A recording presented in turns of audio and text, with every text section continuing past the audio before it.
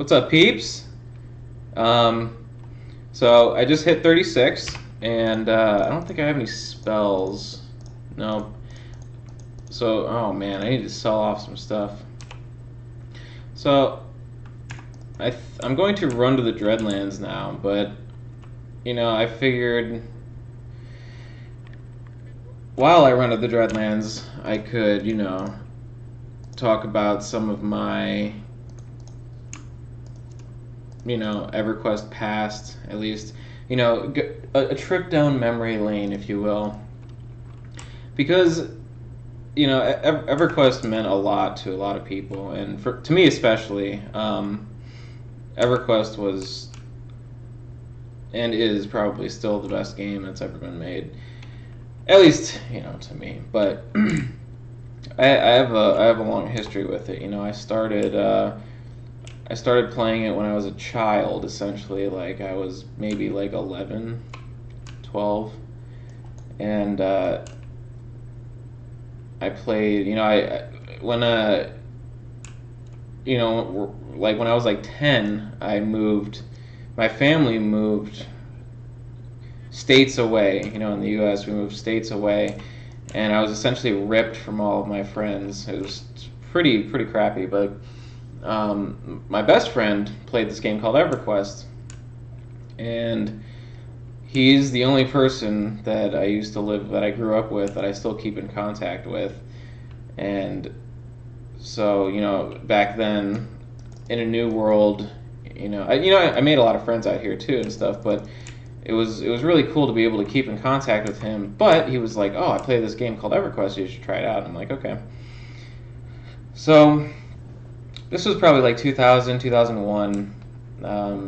Shadows of Lukeland. I mean, like, I played during Kunark a bit, but I really just played random low-level characters. I didn't really know what class I wanted to play or anything like that, and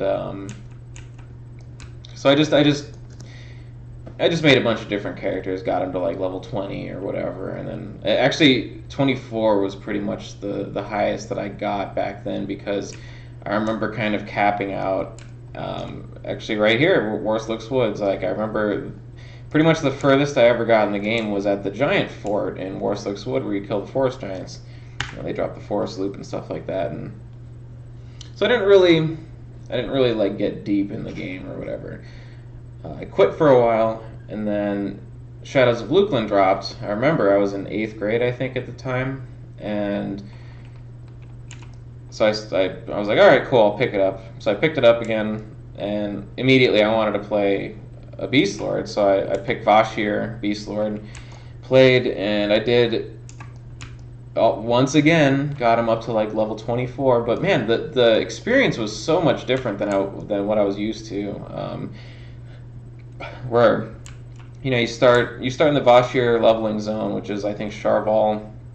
You go in the pits and you kill like the little worm guys and the insect things that wander about and stuff like that. But also your class trainer had a quest that you could keep upgrading your weapon, right? Which was a fist like claws. So you had a fist weapon, and you could like keep progressing it through random quests, like go collect this stuff and we'll give you your first weapon, and then like you turn in your weapon with some other stuff and it gets gets a little better and stuff like that. And then that was something that I had never experienced when I first played EverQuest.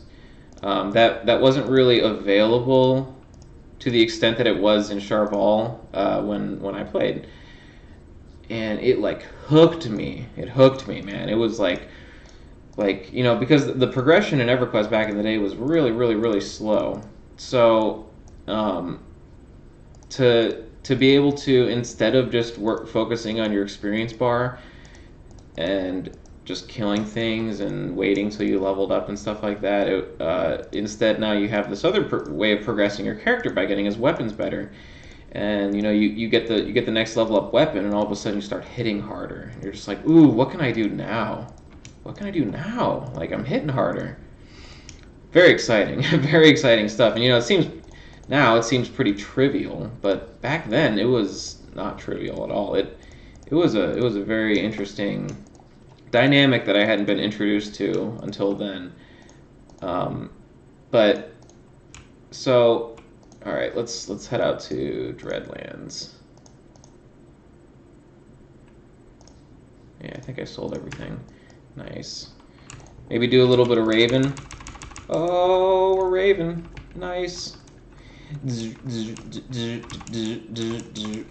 Untis. Yeah. Well, anyway.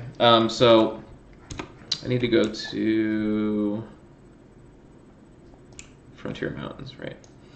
So anyway, so yeah, the leveling experience on that Bashir Beast Lord was incredible because, like, I would have to say up until that point, Beast Lords were such a unique class, right? Because, you know, I had fumbled around with the Necro a little bit back in the day, and you know, Necros are cool. They relied on dots. You know, that's what I'm playing right now. They had dots, and then you had a pet that the pet just kind of did, you know, just punched, you know, and your spells kind of did most of the work or whatever. Well, Beast Lord was very, very, like, it was a very fresh breath of fresh air to the game because, at least for me, because it was insane. Like, you would go out there, you just start beating things. You know, you're a melee character. Then once you hit level 9, well, then you get a pet, right? But you're still beating things, right? So you're like a melee character, but then you also have this pet that is sick. You know, it was really good. And then your pet would have a proc, which was like unheard of to me back in the day. Like, I never, when I first played, I never had a proc weapon. I didn't even know that was a thing. And so now all of a sudden they're giving me a pet that is essentially equal to me, if not better. And then they're giving my pet a proc, and the procs look so cool, man. Like, I remember the Blizzard one. I think it was around level 20. The Blizzard one, it just made this giant, like, this circle of blue around your enemy. It was just like, and I was just like, and like your pet could proc back to back a bunch of times and stuff like that, and that would happen. I'd be like, oh my god, I just shredded that mob. That was an incredible experience, and it was so much fun. It was so much fun. I loved it. Like, and I remember, you know, you started Charval, and then you go to Shadeweaver's Thicket. At least I did. I get Shadeweaver's Thicket, kill stuff there, and then you move into Paludal Caverns. Like, Paludal Caverns also was an insane, like, so Beast Lord, crazy class, like, right? And then you go to Paludal Caverns, crazy experience. Like, that expansion just, like, completely hooked me. It was just like, oh god, oh, get it out of me, and then eventually I gave up, and they caught me. You know, they caught me, and I am so glad that they did, because not only did I enjoy the leveling experience, I mean, I only got to 24 because once Paludal was over, at least on that character, I hung him up because I wasn't too keen on looking like a cat person. And I don't know. I always really liked the Ixars. I'm essentially an Ixar at heart.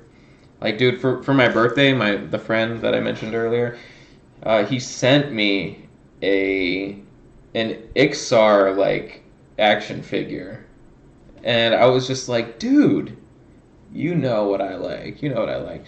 So I got the Beast Lord up to like 24 or whatever, and I realized I really like this class, so I'm gonna play an Ixar Beast Lord. The leveling experience was a little bit harder, and because, you know, back then you didn't have Plane of Knowledge to travel around everywhere, so, like, leveled in Field of Bone, and I remember leveling in Field of Bone because I had done it multiple times before, but not with the Beast Lord class, and it was a little bit less fresh, but it was still enjoyable. And I'm so glad that I picked that class, because that's the class that I took all the way to 60. It took a really long time, but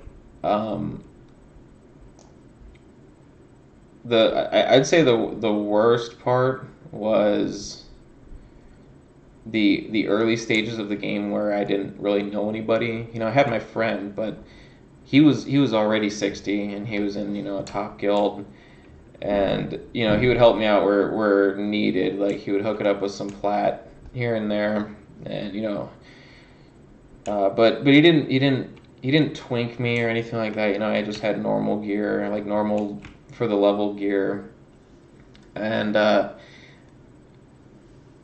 the 1 to, let's say, I don't know, 40 experience was a bit of a haze, or is a bit of a haze to me right now. I know that I went to over there in my 30s, but when the most prominent in my memory was around 40, when I went to Echo Caverns, and I really like soloing because I like the challenge, and that's kind of why I picked Necromancer this time around, because I like to solo. I'll group when I have the time and stuff like that, but I really like the option to be able to solo whenever I want. And Necro's perfect, but back then, like being a Beast Lord, it was actually a challenge because you couldn't just dot kite, with the Beast Lord like you can with a Necro. So I remember going to Echo Caverns, and there was this one little cavern, this one little tunnel that spawned some like muck diggers. I think it was just muck diggers, but I remember being there and grinding like 5 levels.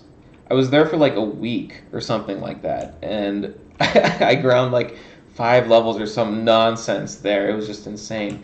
From there, I went to, oh God, what is that zone called? It's like the Sun. No, it's not Dawnshroud Peaks, but it's like that reminds me. I did go to Dawnshroud Peaks in my 30s, so okay, I remember that. But after that, it's like Red Sun. It's like a desert zone. It's like a desert zone. I remember going there, and at the time, I was just discovering all this new music that I really like to listen to and stuff like that. And I remember listening to Korn a lot, like when I was in Metallica, dude. Some great memories there. But anyway, so I hit 60, and by the time I hit 60, Planes of Power was already out, I think. It was either close to being out or it was already out. So, oh no, it definitely was already out. Yeah, I remember it was already out. But by the time I got to my 60s, I was invited to a raiding guild. I was invited to my buddy's raiding guild, and it was funny because at the time we were in one of the top raiding guilds. I played on Lannis to Vel, and I joined this guild called Oryx. And at the time, Oryx wasn't like the top ranked guild on the server. Conquest held that. And Conquest is a pretty well-known name. I actually got to raid with them a bunch, but so Oryx was the kind of guild that didn't want to bring a massive amount of people to the raids. So like, raid sizes at that point were like 72 max. Well, we wanted to do content with like 40 people. So we couldn't do the current content because we didn't have enough people. But what we did do is we all got Shraza keyed, we all got Vexthal keyed, and we started doing like the top Luklin bosses. And we were like the only guild on the rotation for those zones. And I don't understand why, because Talisman of Vakar, like all of Aten Hara's loot is like on par with Elemental. Well, it's not on, it's essentially Elemental gear. Like it's so good. It's so good. So every week we did Vexthal, and man, do I remember the Vexthal raids, dude. Back then it was brutal because in Luklin they did this experiment where they gave like all of the mobs and all of the bosses and stuff like that in the Luklin zones a ton of AC, right? So it took forever to kill trash, right? So I remember, I think it was called like the 72. Like, I don't know. I mean, if anybody watches this and they can correct me, but there was a point in Vexthal where you had to kill 72 trash mobs before you got to the next boss. And that took like 45 minutes, an hour. It was nuts, man. So Vexthal raids would take like 5, 6 hours. It was insane, but it was a great time. It was a great time. I'm in Dreadlands now. I'll keep the stories coming in the videos to come, but peace out.